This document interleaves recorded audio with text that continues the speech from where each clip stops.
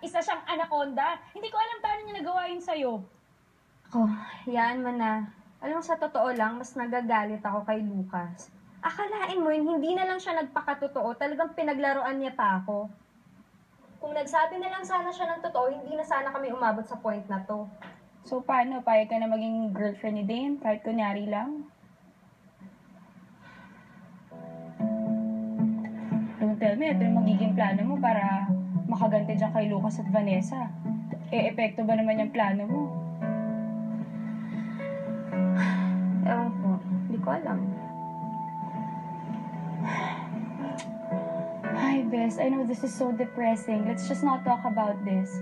Let's just rather focus your energy today. Mas may pag-asa pa yun. Ha? Asa pa more. Asa pa more.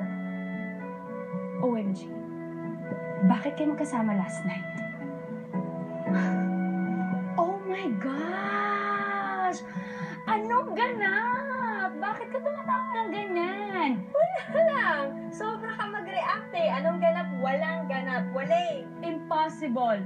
Why are you wearing his jacket? Wala lang. Basta binigay niya lang. Inabot niya sa akin. Sinuot ko.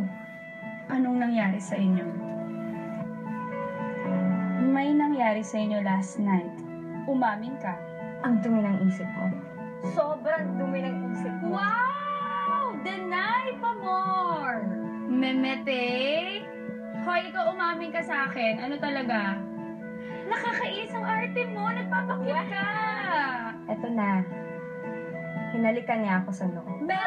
Pero, feeling ko aksidente lang naman. Aksidente.